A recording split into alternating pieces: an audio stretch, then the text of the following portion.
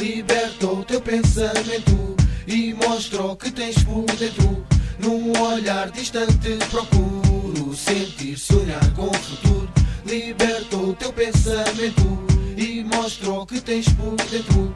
Num olhar distante procuro sentir, sonhar com o futuro. Procuro sentir, sonhar, refletir, amar as pessoas que gostava de um dia ver triunfar. A noite está escura, a chuva vai falando, a lua está sombria, tinta, caneta vai chorando.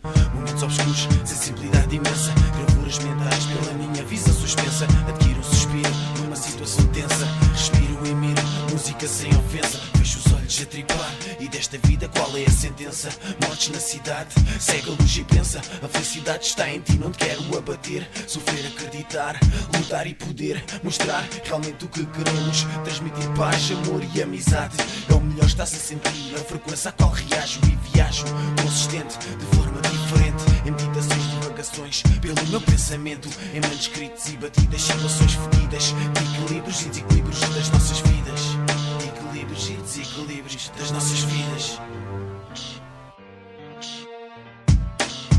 Liberta o teu pensamento e mostra o que tens por dentro. Num olhar distante procuro sentir, sonhar com o futuro. Liberta o teu pensamento e mostra o que tens por dentro. Num olhar distante procuro sentir, sonhar com o futuro. Sonhar é bom, nunca fez mal a ninguém, pelo contrário, o futuro é o santuário dos teus sonhos, onde tudo recomeça. Segue em frente, mas sem pressa, reza a promessa, à espera que ela aconteça, mas tem calma, escreve tudo o que vem na alma, liberta as palavras dessa jaula, liberdade de expressão, em cada ocasião, como um vulcão, erupção, mais uma explosão lirical, como um flecha e frontal, retirando-te prazeres, dando-te adeus antes de adormeceres.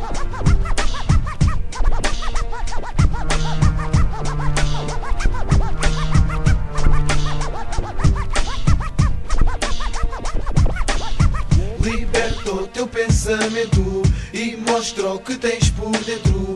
Num olhar distante procuro sentir, sonhar com o futuro. Liberta o teu pensamento e mostra o que tens por dentro. Num olhar distante procuro sentir, sonhar com o futuro. Liberta o teu pensamento e mostra o que tens por dentro. Num olhar distante procuro